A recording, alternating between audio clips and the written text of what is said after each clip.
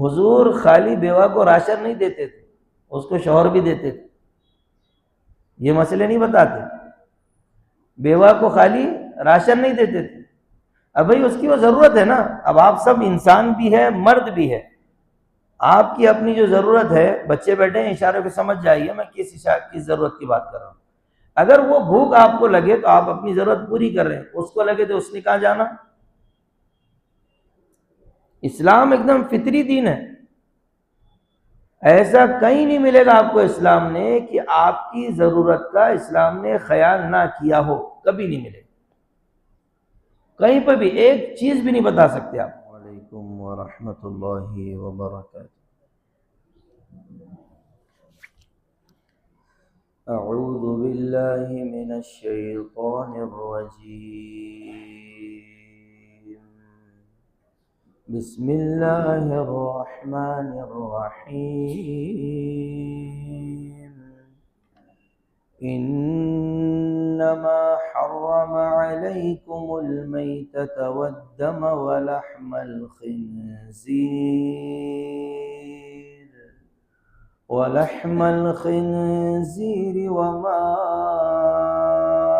أهل به لغير الله فمن اضطر غير باغ ولا عاد فلا إثم عليه إن الله غفور رحيم۔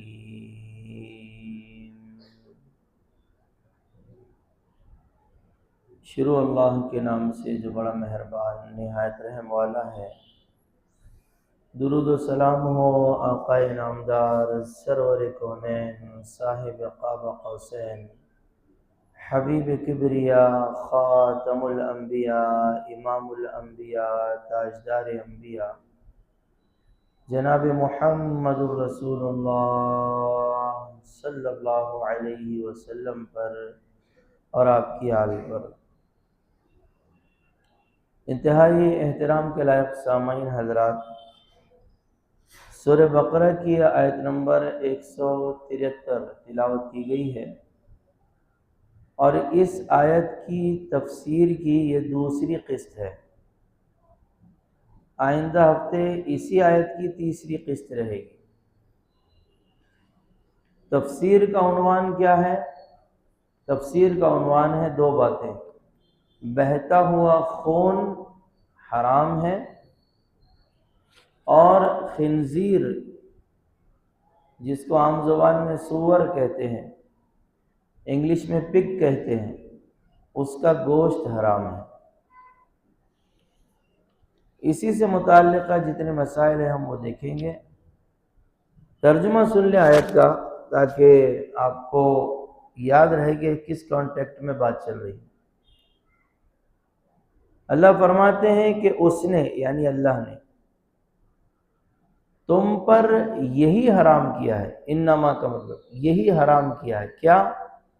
مردار حرام کیا ہے، مردہ نہیں کھا سکتے، خون کو حرام کیا ہے، والدم، بہتا ہوا خون میں کیوں کہہ رہا ہوں؟ سورہ انعام کی آیت ہے 8ویں پارے کی، قُلْ لَا أَجِدُ فِي مَا أُوحِيَ إِلَيَّ مُحَرَّمًا عَلَى طَاعِمٍ يَطْعَمُهُ إِلَّا أَن يَكُونَ مَيْتَةً أَوْ دَمًا مَّسْفُوحًا۔ وہاں پر اس کی تفسیر ہے، یہ قرآن میں آتا ہے نا، یہ حدیث میں آتا ہے نا، إِنَّ الْقُرْآنَ يُفَسِّرُ بَعْضُهُمْ بَعْضًا، کہ قرآن کا بعض حصہ بعض حصے کی تفسیر کرتا ہے۔ تو یہاں پر وضاحت ہے سورہ انعام میں کہ خون سے مراد بہتا ہوا خون ہے۔ یہ کیوں کہا جا رہا ہے ابھی بات آئے گی آگے۔ وَلَحْمَ الْخِنزِيرِ، اور خنزیر کا گوشت، لحم الخنزیر، خنزیر کا گوشت۔ اچھا ایک لطیفہ یاد آ گیا شروع میں ہی، بہت سے لوگ ہم جب چھوٹے تھے تو یہ بات کہتے تھے کہ اس کا نام لیے تو 40 دن نماز نہیں ہوتی۔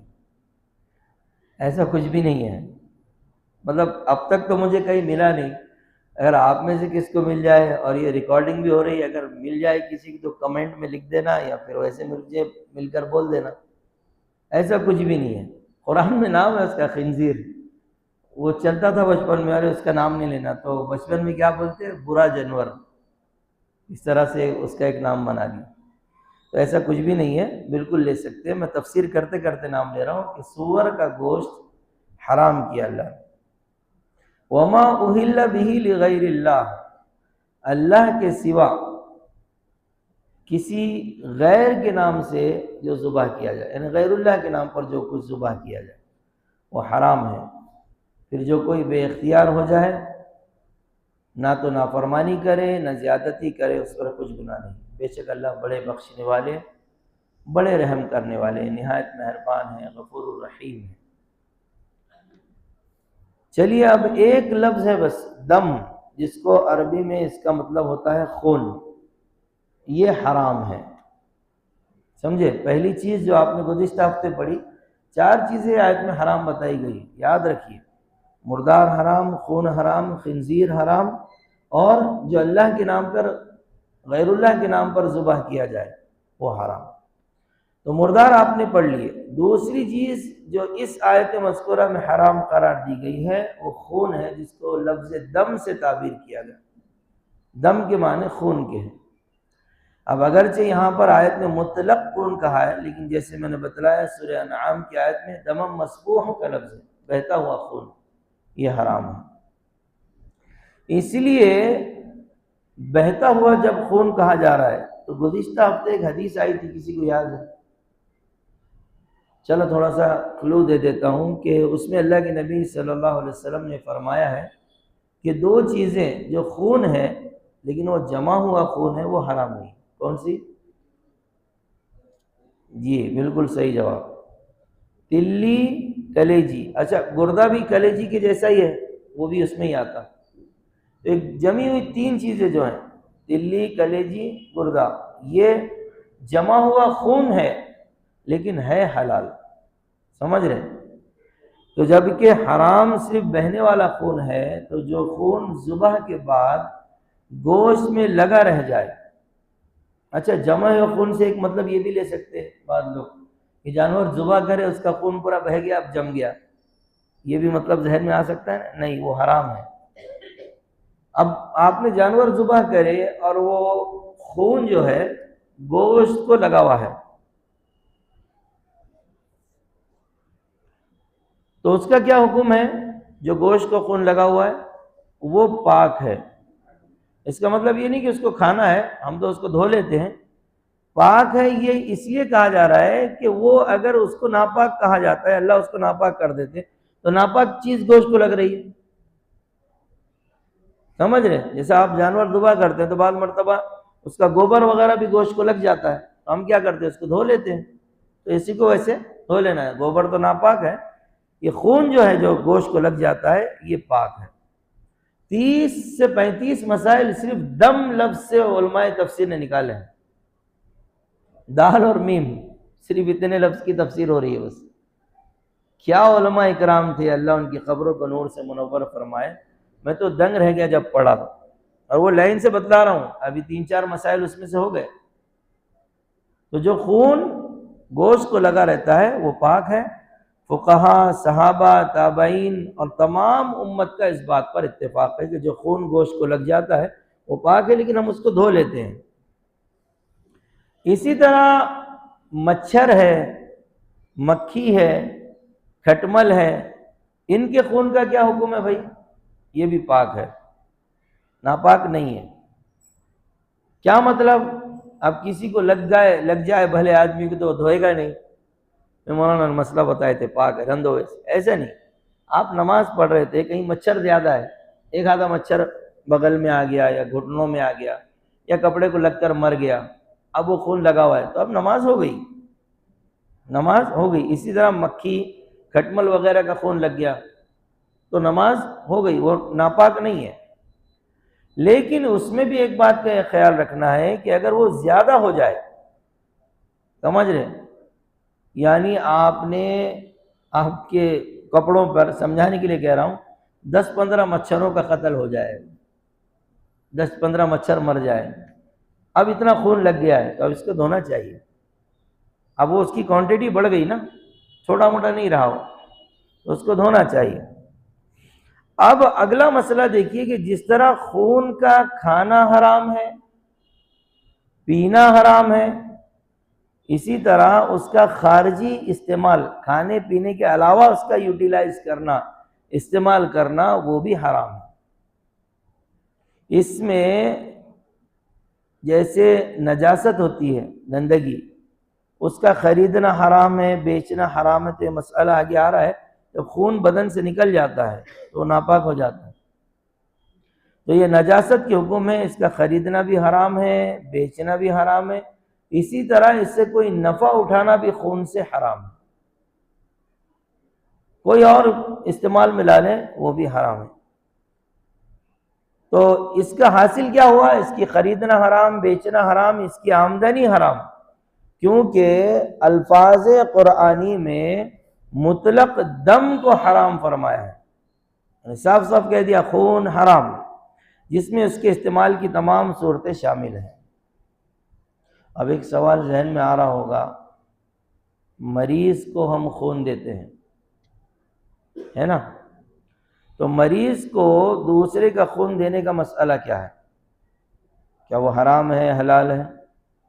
اپنی زبان میں اس کو اتنا سمجھ لیجئے کہ وہ دے سکتے ہیں، اور وہ کیوں دے سکتے ہیں، کیا مسائل ہیں، کیا باریکیاں ہیں، وہ اب ڈیٹیل سے دیکھیے۔ آ رہی نا سمجھ میں بات؟ تحقیق اس مسئلے کی یہ ہے کہ انسانی خون انسان کا جز ہے، باڈی پارٹ ہے، اور جب وہ بدن سے نکل لیا جائے، انسانی خون بدن سے نکال لیا جائے تو وہ نجس بھی ہو جاتا، یعنی ناپاک ہو جاتا۔ تو جب وہ نجس ہو گیا تو اس کا اصل تقاضا تو یہی تھا کہ ایک انسان کا خون دوسرے انسان کے بدن میں داخل کرنا دو وجہ سے حرام ہونا چاہیے۔ پہلی وجہ کیا؟ کہ اعضائے انسانی کا احترام واجب ہے۔ اپنے جو ہمارے جو بدن کے پارٹ ہے نا، آپ نے ناخن کا مسئلہ پڑھے نا، سنت ہے، ناخن کو کاٹے تو کیا کرنا ہے؟ دفن کرنا ہے، احترام ہے اس کا۔ بال وغیرہ جو خواتین بیچ دیتی ہیں وہ بیچ نہیں سکتے، حرام ہے۔ ہمارے گھروں میں بال جمع کر کے رکھتی ہے نا، وہ برتن لے لیتی ہے، وہ حرام ہے وہ بیچنا، کیونکہ یہ آیت سے یہ مسئلہ سمجھ میں آ رہا ہے، اس کا احترام واجب ہے۔ اب ایک مسئلہ میں آپ کو سمجھاتا ہوں، آپ کو دو سوال کر رہا ہوں، دونوں کے جواب آپ کو معلوم ہے، جواب دینے میں ہچکچانا نہیں، بالکل بلا تکلف دے دینا۔ پہلا سوال یہ ہے کہ خنزیر کا گوشت کیا ہے، حرام ہے حلال ہے؟ حرام ہے، برابر۔ اب انسان کا گوشت، کوئی انسان کا گوشت کھائے، وہ کیا ہے؟ اب میں ایک سوال کرتا ہوں کہ خنزیر تو ناپاک ہے اس لیے حرام ہے، کیا انسان بھی ناپاک ہے؟ سمجھ رہے بات؟ خنزیر گندا ہے، ناپاک ہے، نجس ہے، نجس العین ہے، اس لیے ناپاک ہے۔ انسان ناپاک نہیں ہے، لیکن انسان کا احترام ہے، اس لیے وہ ناپاک، اس کو یعنی اس کا گوشت کھانا حرام ہے۔ اس لیے اگر کسی کی انگلی ٹوٹ جائے، ہاتھ ٹوٹ جائے یا ٹانگ ٹوٹ جائے حادثے میں، تو آپ کسی عالم کے پاس جائیں گے تو وہ یہ نہیں کہے گا اس کو پھینک دو، اب تمہارے جسم کا پارٹ نہیں رہا، اس کو کہا جائے گا کہ اس کو دفن کر کے آئیے۔ کوئی بچہ ایکسپائر ہو جاتا نا، ماں کے پیٹ میں مر جاتا 1-2 مہینے کا، تو ڈاکٹر بھی ہو یا ہمارے علماء اکرام ہو تو وہ کیا کہتے ہیں؟ اس بچے کو دفن کر کے آؤ، احترام ہے۔ خون بھی انسان کے بدن کا حصہ ہے، اس کا احترام ہے، آپ کسی کو دے نہیں سکتے۔ یہ جو مسائل ہے نا وہ سمجھ لیجئے، یہ اس احترام کے منافی ہے۔ اگر کہا جائے کہ خون دیا جائے تو خون دینا اس وجہ سے حرام ہونا چاہیے تھا کسی کو۔ دوسری اس لیے کہ خون نجاست غلیظہ ہے، اور نجس گندی چیزوں کا استعمال ناجائز ہے۔ لیکن اللہ کا رحم دیکھیے، کوئی اضطراری حالت میں آ جائے یا عام علاج وغیرہ اس کو کرنا ہے تو شریعت اسلام نے یہ سہولت اس کو دی ہے، اس میں غور کرنے کے بعد کہ وہ خون دے سکتا ہے۔ کیوں؟ اس کی ڈیٹیل دیکھ لیجئے کہ اول یہ کہ خون اگرچہ جزء انسانی ہے، باڈی پارٹ ہے، باڈی کا حصہ ہے، مگر اس کو کسی دوسرے انسان کے بدن میں منتقل کرنے کے لیے اعضائے انسانی میں کاٹ چھانٹ نہیں ہوتی، کچھ کاٹنا نہیں پڑتا. کیا کرتے ہیں؟ آپریشن کی ضرورت بھی نہیں پڑتی، ایک انجیکشن، ایک سوئی کے ذریعے سے خون نکالا جاتا ہے، دوسرے کے بدن میں ڈال دیا جاتا ہے. اس لیے کہا گیا کہ اس کو دیا جا سکتا ہے. اب ہمارے پاس قیاس چلتا ہے نا، تو قیاس کس پہ کریں؟ ماں کا دودھ ہے، وہ بھی ماں کا پارٹ ہے نا، باڈی کا حصہ ہے، بچے کو دیا جا رہا ہے، دیا جاتا ہے کہ نہیں؟ دودھ کی مثال ہے نا. تو اب جب دودھ ماں کے سینے سے بچے کے پیٹ میں جاتا ہے، کوئی کاٹ چھانٹ ہوتی ہے؟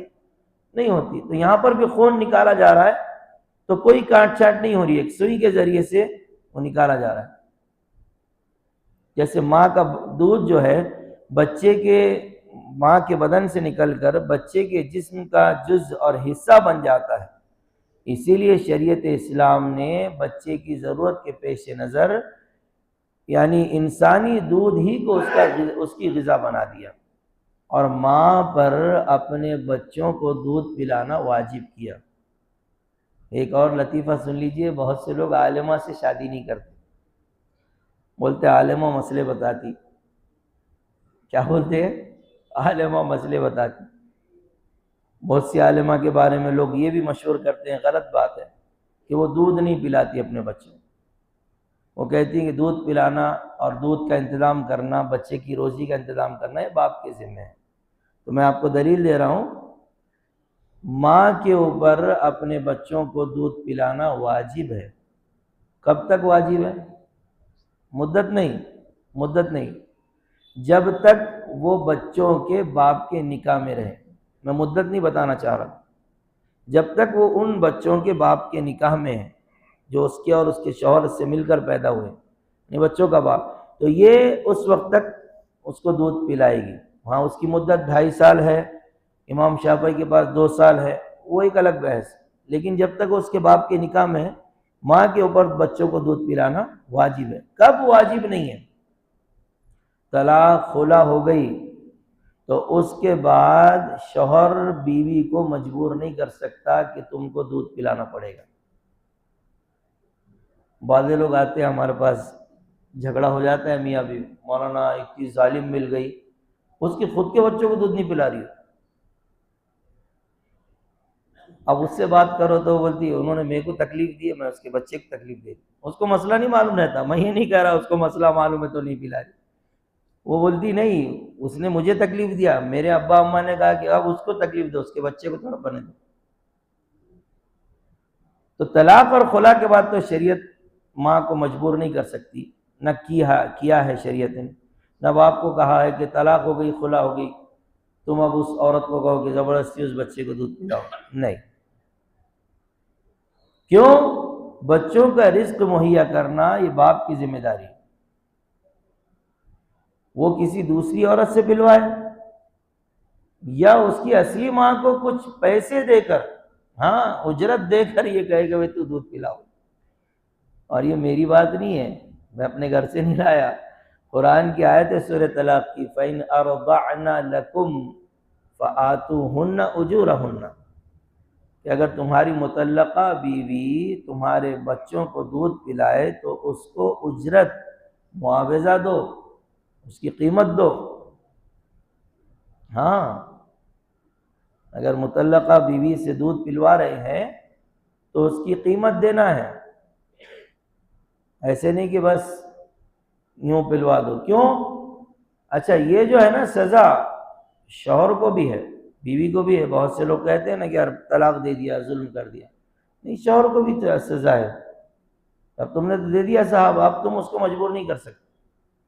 جب تک وہ آپ کے نکاح میں تھی وہ تھی. اچھا بعض خواتین، اس سے کچھ جڑتا مسئلہ ہے، وہ ایک غلطی کرتی ہیں، سمجھ رہے ہیں؟ وہ غلطی کیا کرتی ہے کہ بچے جو ہیں، مسئلہ علماء بتلاتے ہیں کہ 9 سال تک بیٹی ہے تو ماں کے پاس رہے گی اگر رکھنا چاہے، 7 سال تک بیٹا ہے تو رہے گا، ورنہ اصل یہ ہے کہ بچے باپ کے حوالے کر دے. خلا طلاق اگر ہو جائے تو بچے باپ کے حوالے کر دے، وہ اس کو سنبھالے گا۔ بہت سی خواتین وہ بچے لے لیتی ہیں، سنبھال لیتی ہیں، یا بیوہ ہو جاتی ہے تو وہ آ ہی جاتے ہیں ذمے، ٹھیک ہے۔ اس میں کیا ہوتا ہے پھر اگلا جو شوہر ہے نا وہ بچے نہیں سنبھالتا۔ اچھا اور مسئلے یاد آ رہے ہیں، آپ سن رہے ہیں اچھے سے؟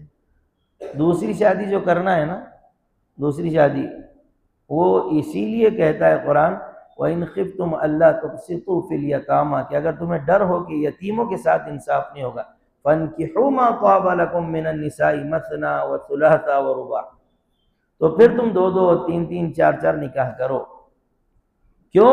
کوئی بیوہ ہو گئی عورت، اب اس کے پاس یتیم بچے ہیں، تو اس سے نکاح کر کے ان بچوں کے سر پہ دست شفقت رکھو، تاکہ ان یتیم بچوں کو باپ ملے، اس بیوہ کو شوہر ملے۔ یہ بہت بڑا اجر کا کام ہے اس زمانے میں۔ اب آپ میں جو بہت سے لوگ بول رہے ہوں گے مولانا گھر بوڑو دکھ رہے ہیں، دوسری شادی کی بات کر رہے، بالکل کر رہے، قرآن کر رہا ہے تو وہ کہہ رہا ہوں کہ قرآن کا حکم نہیں بتائیں گے؟ اور اجر کا کام ہے۔ آج کئی بیوائیں ہمارے پاس، ایک ہمارے مفتی صاحب ہے، بڑی زبردست بات بنے، حضور خالی بیوہ کو راشن نہیں دیتے تھے، اس کو شوہر بھی دیتے تھے۔ یہ مسئلے نہیں بتاتے، بیوہ کو خالی راشن نہیں دیتے تھے، اب بھائی اس کی وہ ضرورت ہے نا۔ اب آپ سب انسان بھی ہے، مرد بھی ہے، آپ کی اپنی جو ضرورت ہے، بچے بیٹھے ہیں اشارے پہ سمجھ جائیے میں کس ضرورت کی بات کر رہا ہوں۔ اگر وہ بھوک آپ کو لگے تو آپ اپنی ضرورت پوری کر رہے ہیں، اس کو لگے تو اس نے کہاں جانا۔ اسلام ایک دم فطری دین ہے، ایسا کہیں نہیں ملے گا آپ کو اسلام نے کہ آپ کی ضرورت کا اسلام نے خیال نہ کیا ہو، کبھی نہیں ملے گا۔ کہیں پہ بھی ایک چیز بھی نہیں بتا سکتے آپ، بہت خیال کیا ہے اور اتنی اس کے حلال راستے بتائے ہیں۔ اب یہ ہم نے سب اس کو بگاڑ دیا ہے، تو اب ساری الٹی سیدھے جو کام ہوتے ہیں، سمجھ جائیے میں کن کاموں کی بات کر رہا ہوں، اور پھر اس کے بعد جو نتائج سامنے آتے ہیں۔ ایک صاحب گئے ہوئے تھے سعودی عرب، گھر پہ آئے اب کئی دنوں کے بعد، ہوتی ہے نا بعض خواتین ایسی بھی، اس کا مطلب یہ نہیں کہ ہر کوئی جو سعودی جاتا ہے میں سب کی ان کی بیگمات کی بات کر رہا ہوں، نہیں، کچھ واقعات ایسے بھی ہوتے ہیں، بہت سے اچھے بھی ہوتے ہیں، بہت ایسے بھی ہوتے ہیں۔ جب وہ آئے تو اپنی بیگم کے ساتھ بیٹھے ہوئے تھے، بیگم کو کہنے لگے، بیگم نے کہا کہ بیٹا اپنے بچوں سے کہ یہ چیز ہے، کوئی چیز دے رہی تھی، یہ تمہارے ابا کو دے دو۔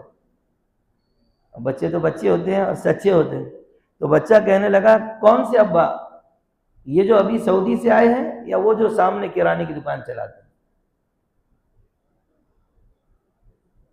خیال رکھا ہے اللہ نے، اللہ کے نبی صلی اللہ علیہ وسلم۔ تو اب اگر جیسے یہاں پر کہا گیا کہ اگر کسی نے بیوی کو طلاق دے دیا، اچھا میں ایک بات یہ بتانا چاہ رہا تھا اور رہ گئی کہ بعض بچیاں کیا کرتی ہیں، اپنے ذمے لے لیتی ہیں، تو ہمارے معاشرے کا اسٹیٹس یہ ہے کہ اس سے شادی نہیں کرتے، بولتے نہیں بھائی ہم تم سے شادی کریں گے لیکن تمہارے جو پہلے شوہر کے بچے ہیں وہ ادھر رکھ کے آئیے۔ واہ واہ کیا مسلمان ہے، میٹھا میٹھا واہ واہ، تیکا تیکا تو اس کے بچے ہم کیوں سنبھالیں، یہ اجر ہے اس پر۔ اور آج دیکھیں کتنے لوگ ہیں، 10 15 15 20 20 60 60 70 ملازم کام کرتے ہیں اور ان کے پاس ایک ہی بیوی ہے۔ تو یہ ذرا غور کرنے کا مسئلہ ہے۔ اور اس میں بہت سی ایک بات یہ بھی ہے، یہ بھی بتا دوں اگر آگے یہ بات، بہت سی خواتین کا یہ خیال ہوتا ہے کہ اگر ہماری خلا ہو گئی، طلاق ہو گئی، تو اگلا کیا ہوگا، ہمارا آگے ہماری زندگی کا کیا ہوگا۔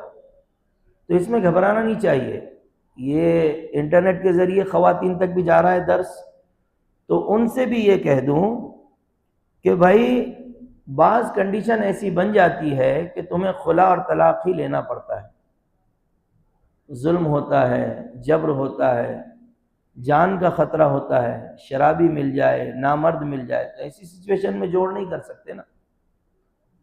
تو قرآن کی ایک آیت ایسی خواتین کو دلاسا دیتی ہے وَإِن يَتَفَرَّقَا يُغْنِ اللَّهُ كُلًّا مِّن سَعَتِهِ، دونوں کو، مردوں کو بھی عورتوں کو، خواتین کو نہیں، دونوں کو، کہ اگر یہ میاں بیوی ایک دوسرے سے جدا ہو جائے طلاق کی شکل میں، نکاح 3 طرح سے ٹوٹتا ہے نا، ختم ہوتا ہے. شوہر کی طرف سے طلاق کی شکل میں، بیوی کی طرف سے خلا کی شکل میں، اور دونوں میں سے اگر ایک آدھا گم جائے، مس ہو جائے، تو قاضی جو ہے وہ فسخ نکاح کر دیتا ہے. ٹھیک ہے نا؟ ان شکلوں سے ٹوٹتا ہے. اب اگر نکاح اس طرح سے ٹوٹ جائے تو پھر اب کیا ہے؟ اللہ فرما رہے ہیں اللہ تعالیٰ تم دونوں کو دونوں سے بہتر شوہر یا بیوی دے دیں گے. ام سلمہ رضی اللہ عنہا ہماری ماں حضور اکرم صلی اللہ علیہ وسلم کی بیگم زوجہ محترمہ، وہ جب اللہ کے نبی کے نکاح میں نہیں آئی تھی، ابو سلمہ کے نکاح میں تھی غالباً، تو وہ خیال کرتی تھی کہ میرے شوہر اتنے پیارے ہیں، اتنے زبردست ہیں، بہت اچھے شوہر تھے. اور غالباً ان کے شوہر حضور کے پھوپھی زاد بہن تھے. غالباً میری یادداشت میں تھوڑی کمی ہو رہی. تو ان کا انتقال ہو گیا ابو سلمہ کا. تو اب یہ خیال کرنے لگی ان سے بہتر شوہر تو مجھے مل ہی نہیں سکتا. لیکن ایک دعا اللہ کے نبی صلی اللہ علیہ وسلم نے بتلائے تھے، وہ دعا ان تک پہنچی، انہوں نے پڑھی. مصیبت کے وقت پڑھنا ہے، پیچھے ماضی میں گزر بھی چکی ہے تفسیر میں. تو اللہ تعالیٰ کی طرف سے یہ انتظام ہوا کہ یہ ام سلمہ رضی اللہ عنہا حضور اکرم صلی اللہ علیہ وسلم کے نکاح میں آئی. تو خود کہتی تھی کہ میں سوچتی تھی کہ ان سے ابو سلمہ سے بہتر شوہر مجھے نہیں ملے گا. اب جب محمد صلی اللہ علیہ وسلم سے نکاح ہو گیا تو میں اپنے آپ پہ رشک کرنے لگی کہ اللہ تو نے ایسا شوہر دیا جو کائنات بننے سے لے کے قیامت آنے تک کسی بیگم کا شوہر اتنا بہتر نہیں ہو سکتا اتنے میرے شوہر ہیں محمد صلی اللہ علیہ وسلم.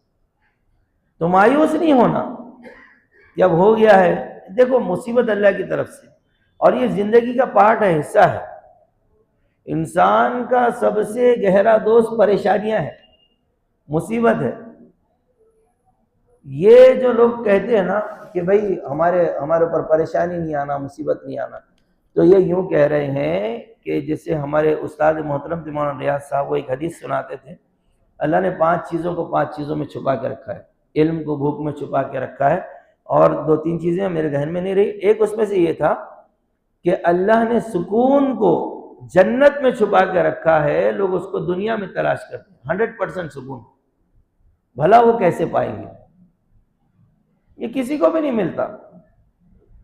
ہاں 4 چیزوں میں سکون بتلایا ہے قرآن میں، حدیث میں: رات میں، گھر میں، بیوی میں، اور اللہ کے ذکر میں.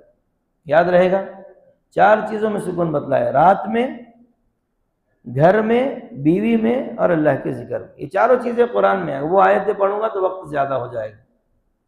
اور یہ 4 کی خاصیت یہ ہے کہ اس میں سے ایک بھی اگر ڈس بیلنس ہوا باقی تینوں متاثر ہو جاتے. مثلا دیکھیے کسی کو بیوی خراب مل جائے تو اس کے گھر کا سکون بھی چلا گیا، رات کا سکون بھی چلا گیا. اب جب یہ تینوں سکون چلے گئے تو کیا خاک وہ ذکر کرے گا؟ اب بیٹھ بھی جائے ذکر کرتے ہوئے، اب ذکر کر رہا ہے سبحان اللہ، اب اس کی کوئی بات یاد آ گئی تو پھر سوچے گا رے سالی نے ایسے بولی، نوڑو بعد میں ذکر کرتا، پہلے اس کو دے کے آتا میں جواب. اس کو معلوم نہیں، میں بچپن سے کسی کی بات نہیں سنا، وہ مجھے ایسے بول رہی ہے. یہ ہوتا ہے بالکل، یہ فطری بات. تو بات یہاں پر چل رہی تھی، آ جائیے، کہ دودھ اگر وہ طلاق کے بعد اگر پلوانا چاہتا ہے تو اس کو کوئی دوسری عورت کا انتظام کرنا پڑے گا، یا پھر اس کی اصلی ماں کو اجرت دے کر وہ دودھ پلوائے گا. خلاصہ کیا بنا بات کا کہ دودھ جزء انسانی ہونے کے باوجود بوجہ ضرورت اس کے استعمال کی اجازت بچوں کے لیے دی گئی ہے، اور علاج کے طور پر بڑوں کے لیے بھی اس کی اجازت دی گئی. اور اس کی اجازت کا مسئلہ کس کتاب میں لکھا ہے؟ بعض مجھے ایسے لوگ بھی ملتے ہیں جو انٹرنیٹ پر پڑھ کر آتے ہیں، تو میں یہ تفسیریں مختلف دیکھتا ہوں، پھر انٹرنیٹ پر بھی دیکھتا ہوں، اور انٹرنیٹ پہ جو غلط رہبری ہوتی ہے نا وہ بھی بتلانا ہماری ذمہ داری ہے. جیسے پچھلے ہفتے تیر سے چلا کر بسم اللہ اللہ اکبر بول کر شکار کرنے کا مسئلہ آیا تھا، تو کہا گیا تھا کہ وہ تیر سے اگر آپ چلا کر شکار کریں گے، نیزے سے، خنجر سے، وہ حلال ہو جائے گا، لیکن بندوق کی گولی سے حرام ہو جائے گا. لیکن انٹرنیٹ پہ اگر آپ یہ تفسیر سرچ کریں گے، اس نے غلط مسئلہ انٹرنیٹ پہ لکھا ہوا ہے. اس لیے ہم کہتے ہیں کہ اوپر وہاں کون بیٹھا ہے آپ کو کیا معلوم؟ انٹرنیٹ پہ یہ مسئلہ لکھا ہے کہ بندوق کی گولی بھی اگر آپ بسم اللہ اللہ اکبر بول کر چلائیں گے شکاری جانور کے اوپر، یہ جانور کا شکار کیا جا رہا ہے، وہ بھی حلال ہے۔ مسئلہ غلط ہے۔ سمجھ میں آئی بات؟ یہ بات میں نے کیوں بیان کی؟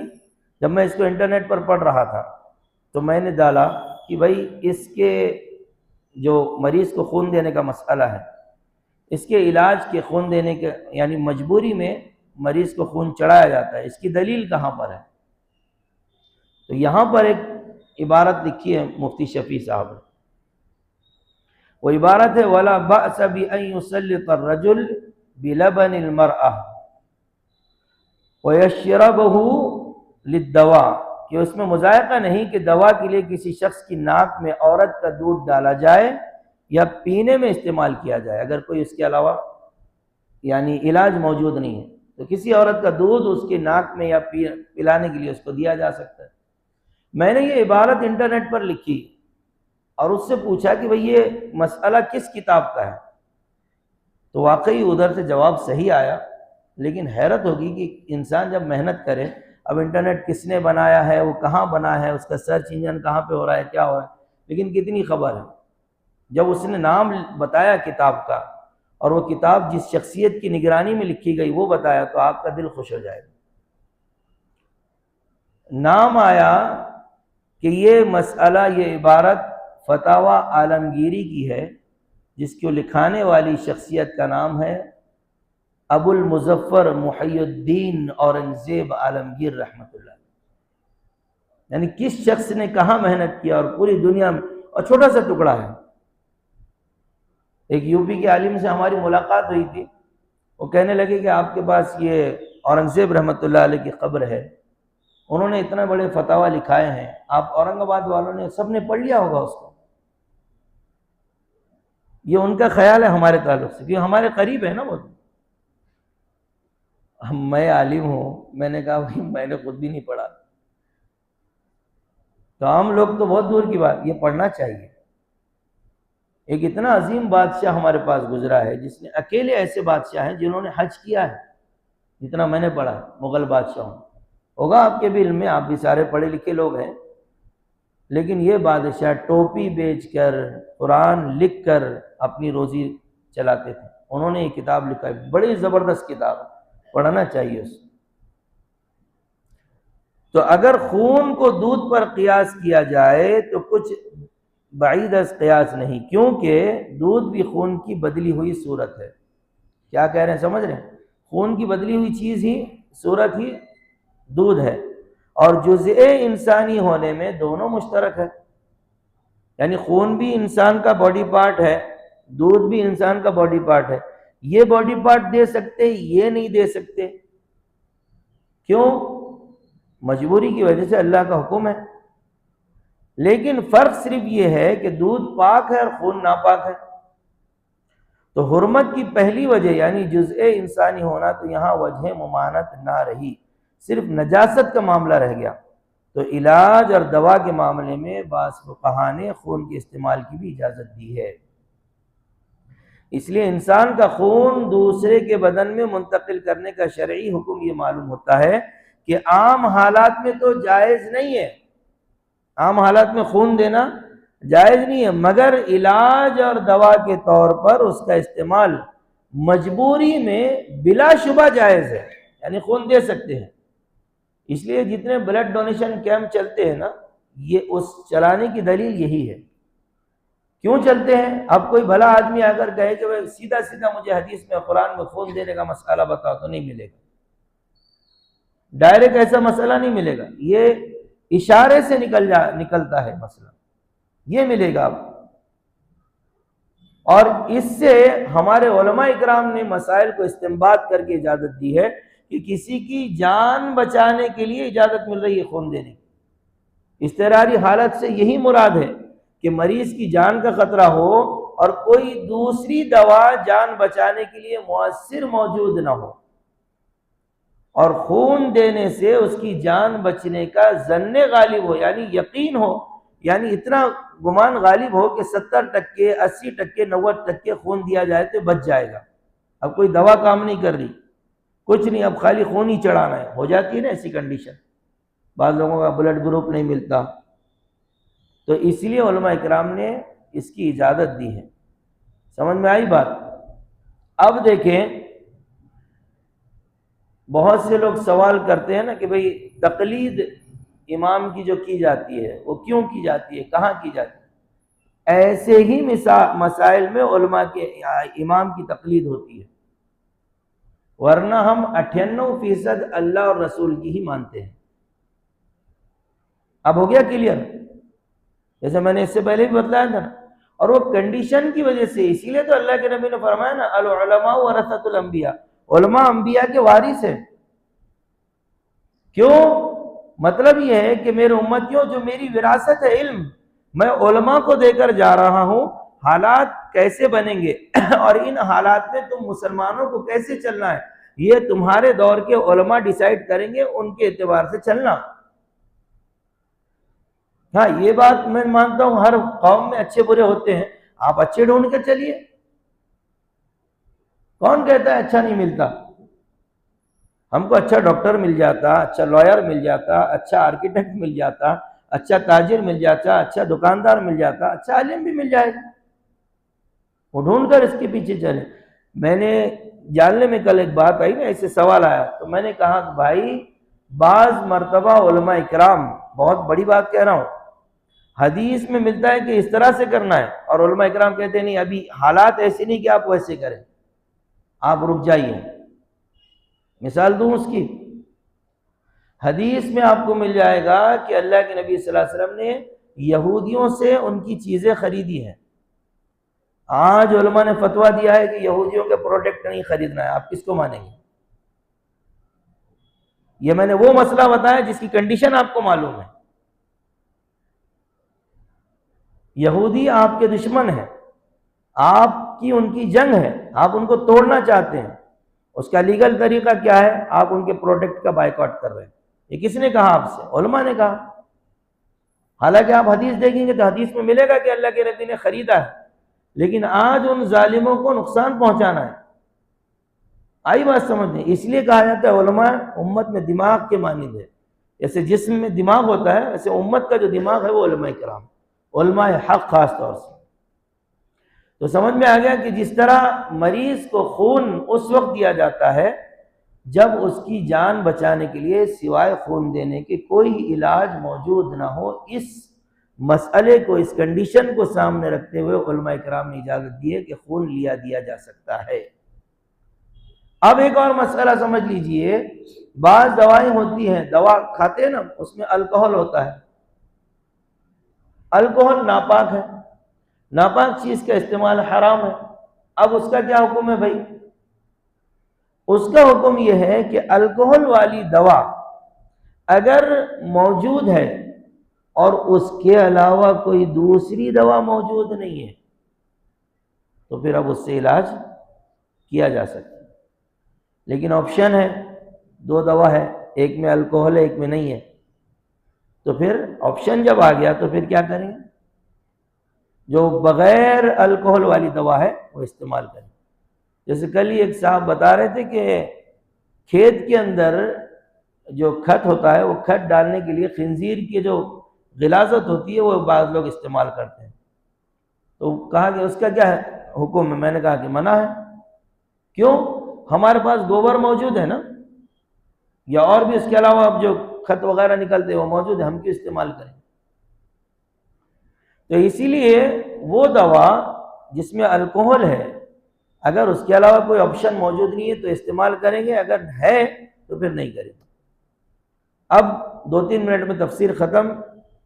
تیسری چیز جو اس آیت میں کہی گئی وہ تحریم خنزیر ہے، یعنی خنزیر، تیسری چیز جو آیت میں بیان کی گئی ہے وہ خنزیر کا گوشت ہے۔ امام قرطبی رحمۃ اللہ علیہ، یہ بڑے مفسر ہے، وہ فرماتے ہیں کہ اس سے مقصد یہ ہے کہ خنزیر کا گوشت یہاں پر خاص طور سے بیان کیا گیا ہے، کہا گیا کہ خنزیر کا گوشت حرام ہے۔ تو اب کسی کے ذہن میں سوال آ سکتا ہے کہ قرآن کی آیت میں گوشت کا لفظ ہے، لحم الخنزیر، تو مولوی صاحب یہ بتائیے کہ خنزیر کے جو باقی اجزاء ہے جیسے ہڈی ہے، چمڑا ہے، اس کے بال ہے، اس کے پٹھے ہیں، تو یہ سب اس کے بارے میں کیا حکم ہے؟ تو امام قرطبی رحمۃ اللہ علیہ کی تحقیق یہ ہے کہ یہ سب اس کے حرام ہے، سب حرام ہے۔ یعنی لحم بڑھا کر اس طرف اشارہ ہے کہ خنزیر دوسرے جانوروں کی طرح نہیں ہے۔ لحم کا کیوں کہا گیا اس کا گوشت حرام ہے؟ کوئی چمڑا نہیں کھاتا، کوئی ہڈی نہیں کھاتا، کوئی بال نہیں کھاتا، گوشت کھا سکتا ہے۔ تو کوئی بندہ یوں بھی کہہ سکتا ہے، کوئی ہوتے ہیں چھوٹی عقل کے لوگ، اسی لیے مسئلہ لکھا ہے کہ مولوی صاحب آپ نے ہی بتائے تھے کہ بسم اللہ اللہ اکبر بول کر ذبح کرے تو حلال ہو جاتا، تو اب لارا کوئی پکڑ کے اور چلا دیا بیچارے نے اور پڑھ دیا دعا ذبح کرنے کی، اور بول رہا ہے کہ اب خنزیر کا گوشت حلال ہے۔ تو اب آپ جواب دیجئے، حلال ہو جائے گا؟ نہیں ہوگا۔ کیوں؟ وہ نجس العین ہے، نجس العین ہے، یعنی پورا اس کا سب کچھ حرام ہے۔ آئی بات سمجھ میں؟ تو اب ایک مسئلہ البتہ حدیث میں یہ ملتا ہے، اب وہ خیر وہ لوگ تو استعمال نہیں کرتے اس کا، کہ خنزیر کے جو بال ہوتے ہیں نا، اس کو چمڑا سینے کے لیے استعمال کیا گیا ہے، یہ حدیث میں ذکر ملتا ہے۔ اب وہ خنزیر کے بال سے دھاگا آج کل بناتے نہیں، اب تو نئے نئے ایسے ایسے بھی دھاگے نکل گئے، نائلون کا مانجا نکل گیا جس پہ گورنمنٹ نے پابندی لگائی ہے، تو اب ہم کو وہ ضرورت نہیں پڑتی، لیکن آپ تفسیر میں بیٹھتے ہیں سنتے ہیں تو یہ مسائل آپ کو معلوم ہونا چاہیے۔ اگر بہت ہی اگر کسی نے ضد کیا تو آپ اس کو یہ کہہ سکتے ہیں خنزیر کے بال سے دھاگا بنا کر چمڑا وغیرہ سینے میں اس کا استعمال کا حدیث میں ذکر ملتا ہے، وہ بھی چمڑے سے مراد خنزیر کا چمڑا نہیں ہے، دھاگا صرف خنزیر کا ہے، چمڑا کسی اور حلال جانور کا۔ تو اب اور دو تین مسائل سن لیجئے خنزیر سے متعلق، سور سے متعلق، تفسیر ختم۔ بعض جو پنیر آتے ہیں نا باہر ملک سے، پنیر سمجھتے ہیں نا، تو پنیر کے اندر خنزیر کا کچھ نہ کچھ مادہ ملا ہوا ہوتا ہے، یا اس کی چربی ہے یا اس طرح کی اور کوئی چیز، یا اس کے معدے سے نکال لی جاتی ہے جس سے دودھ جم جاتا ہے، انفحا اس کو عربی میں کہا جاتا ہے۔ تو وہ مادہ اگر اس پہ لکھا ہوا ہے کہ اس پہ خنزیر کا وہ مادہ ملا ہوا ہے کچھ نہ کچھ، تو علماء نے لکھا ہے کہ اس کا استعمال اس پنیر کا حرام ہے۔ کوئی صابن ہے جس کے اندر خنزیر کی چربی ملائی گئی ہے، اس کے اوپر بھی لکھا ہوا ہے، تو وہ صابن استعمال کریں گے؟ نہیں۔ پیسٹ ہم کرتے ہیں، پیسٹ کے اندر خنزیر کی چربی ملائی گئی ہے، تو اس پیسٹ کو استعمال کریں گے؟ نہیں۔ تو بہت سے پیسٹ وغیرہ جو ہم استعمال کرتے ہیں اس پہ پڑھتے نہیں، جو ماہر ہیں اس کے وہ کہتے ہیں کہ اس کو پڑھنا چاہیے، خاص طور سے یہودیوں کے پاس سے جو آتے ہیں، کولگیٹ ہے یا پیپسوڈنٹ وغیرہ اس طرح کے اور کوئی ہے، تو اس کو آپ دیکھ لیا کیجئے، اگر اس پہ ہے جو اس کے ماہر ہوتے ہیں نا، اس پہ کچھ ایسے نشان بنے ہوتے ہیں، اس میں فوراً پتہ چل جاتا کہ اس کے اندر وہ چیز ملی ہوئی۔ یہ بہت اہم مسئلہ ہے مسلمانوں، اگر یہ حرام ہمارے پیٹ میں چلا گیا نا، تو پھر سب سے بڑا نقصان جو ہمارا ہوتا ہے، ہماری دعائیں قبول نہیں ہوتی، دعائیں نہیں ہوتی قبول۔ اب پھر آپ کہیں پر بھی دعا کیجئے اور کیسے بھی دعا کیجئے، بہت سے لوگ ہیں نا جماعتوں میں جاتے تو یہ بات پتہ چلتی 60 70 سال عمر ہو جاتی، غسل کے فرائض نہیں آتے۔ اب کلیئر، اب آپ پڑھے لکھے لوگ ہیں، اس لیے ڈیرنگ سے مسئلہ بتا رہا ہوں، جب اس کا غسل ہی نہیں ہوا تو اس کی کوئی عبادت نہیں ہوئی۔ جاہل لوگوں میں بتاتا تو وہ بولتے نہیں کیسا مولانا، جیسے میں نے اس سے پہلے ایک لطیفہ سنایا تھا نا جماعت والوں کا، ایک آدمی کی تشکیل کی انہوں نے، بالکل دیہاتی آدمی، کہا کہ بھئی نماز پڑھو، تو بولے کیوں پڑھوں؟ بولے ثواب ملتا، تو ثواب لے کے کیا کروں؟ بولے اللہ خوش ہوں گے، اللہ خوش ہوں گے تو میرا کیا؟ بالکل جاہل۔ تو اس کے لیے جماعت والوں نے ایک ترکیب یہ کی کہ بھئی آپ روزانہ 5 وقت نماز پڑھیے 40 دن، ایک دن کے حساب سے ہم 1000 روپے دیں گے آپ۔ کرتے تھے پہلے، نیا نیا تھا کام، تو اس نے کہا ہاں یہ بات سمجھ میں آئی، 40 دن۔ اب اس کو کچھ موٹے موٹے مسائل بتا دیے، سچا لطیفہ ہے، وضو ایسے کرتے یہ کرتے، تفسیر ہو گئی، بس یہ بتا کے ختم کر رہا ہوں۔ تو وہ 40 دن کے بعد گئے اس سے ملنے کے لیے، جاتی ملاقات کی، بولے 40 دن نماز پڑھے؟ ہاں۔ بولے ہاں پڑھا، لاؤ پیسے، تم نے بولے تھے۔ وہ تو جاہل تھا بیچارہ. تو جماعت والوں نے بولے ارے نہیں بھائی ہم پیسے ایسے نہیں دے رہے, ہم نے تم کو عادت ہونا کر کے بولے تھے. تو بولنے لگا اچھا میرے کو معلوم تھا تم ایسا دھوکہ دیں گے, اس لیے میں نے بھی 40 دن بغیر وضو کی نماز پڑھا. کیا بولا؟ 40 دن بغیر وضو کی نماز پڑھا. تو ایسے بھی لوگ ہوتے ہیں. ایک اور بعض لیے جو آیا نا خنزیر کو بسم اللہ اللہ اکبر پڑھ کر کوئی ذبح کر, 15 سال پہلے کی بات ہے, 15 یا 20 سال پہلے کی. ہمارے محلے میں ایک صاحب درس دیتے تھے, نام نہیں بتا سکتا ان, وہ غیر عالم تھے.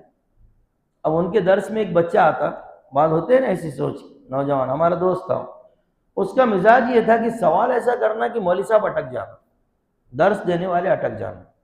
اب تفسیر بھی چل رہی تھی صاحب زنا کے بارے میں, سچا لطیفہ ہے. اب زنا کی پوری ڈیٹیل بتائے کہ زنا ایسے ہوتا ہے, سمجھ جائیے بچے بیٹھے ہیں کہ مرد اور عورت کے ملنے سے اس طرح سے ہوتا ہے. تو آخر میں جب کوشچن آنسر آئے تو وہ سوال پوچھنے لگا کہ میرا ایک سوال ہے. بولے کیا؟ تم نے بولے زنا کرنا غلط ہے. بولے ہاں. بولے اگر میاں بیوی کرے تو سارا جو مجمع تھا وہ ہنسنے لگ گیا کہ یار یہ اس نے کیا سوال کر دیا. تو بعض لوگ ایسے ہوتے ہیں, اس لیے باریک مسائل کو بالکل باریکی سے اور کھول کر بتانا پڑتا ہے. اسی طرح سے مفتی شفیع صاحب نے یہ مسائل بتائے ہیں. دعا فرمائیں کہ اللہ تبارک و تعالیٰ جتنی باتیں عمل کے تعلق سے آئی ہیں اللہ تعالیٰ ہم سب کو عمل کی توفیق عطا فرمائے, جتنی بچنے کے تعلق سے آئی ہیں اللہ ہم سب کی حفاظت فرمائے. دیکھیے یہ آیت کے ابھی تفسیر باقی ہے, دوسری قسط ہے. آئندہ ہفتے انشاءاللہ اس کی تیسری قسط بیان کی جائے گی. وآخر دعوانا ان الحمد للہ رب العالمین.